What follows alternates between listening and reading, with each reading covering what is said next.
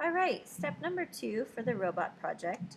Hopefully you've completed, you've got some kind of robot over here, and we don't need robot parts anymore. So we're going to go ahead and close that, and I say don't save, that way it'll be left on your desktop for the next person to use. And we are going to add a background to our robot. The first thing we're probably going to want to do is we're going to group all these layers together because we're done with our robot. To do that, click on the top layer, hold your shift key and click on the bottom layer, and we're just going to go layer, merge layers. So now what you should have is just a robot. He's all hooked together. Now the only problem with that technique is if you did want to move things apart later, you couldn't because they're all hooked together. But that's how we're going to do it for this particular step of the assignment. Now we want to make another layer to start working with our background. So to do that, remember, here's your new layer icon. Click the new layer, and let's put it behind the robot.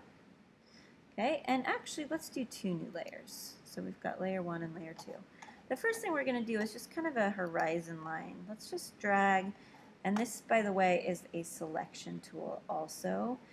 It's not the same as drawing a rectangle. It's actually just going to select airspace, then we're going to fill it in with our paint bucket. So let's go ahead and drag a space, kind of like that he's standing on the ground. And we're going to get our paint bucket. Now if you don't see your paint bucket, it could be hiding behind your gradient tool. So let's get our paint bucket and fill that in. I just chose blue because that's the color I already had and I think it looks fine. So now I'm going to go Command D to deselect. Alright, so we still need to do something up here. I'm going to do something a little bit fancy back here. And to do that, I'm going to have you drag a bit more gray space if you haven't. And if you've never used the navigator, let's just slide out just a bit so there's a lot more gray space here. I'm at about 63%. Remember, if you don't see your navigator, you can go Window and click on Navigator, and it will show that to you. So what we're going to do next is we're going to create sort of a big, a bunch of beams kind of highlighting the robot. To do that, we're going to click on your square tool, which is your shape tool, and notice there are a lot of options for different shapes. We're going to choose the custom shape tool, which doesn't look like much. I call it the blobby tool.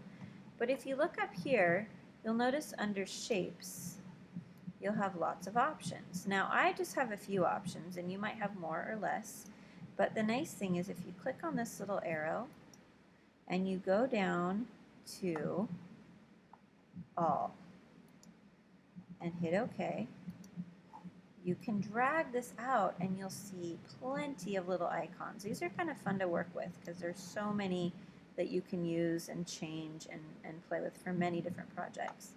I'm actually going to have you look for the I information sign. Go right to the left of it, and we're going to use this registration target. Doesn't look like much right now, but when I go back over to my document, I'm going to hold my shift key so this target actually stays proportionate. And you're going to drag it as big as you can. Now, if you start dragging it with your shift key down and you want to move it, hold your space bar also. Now you can notice you can move it around. Now the goal is to get the circle outside of your document. So now when I let go of my mouse first, then my buttons, and notice it automatically chose blue because that's what I have in my picker window here.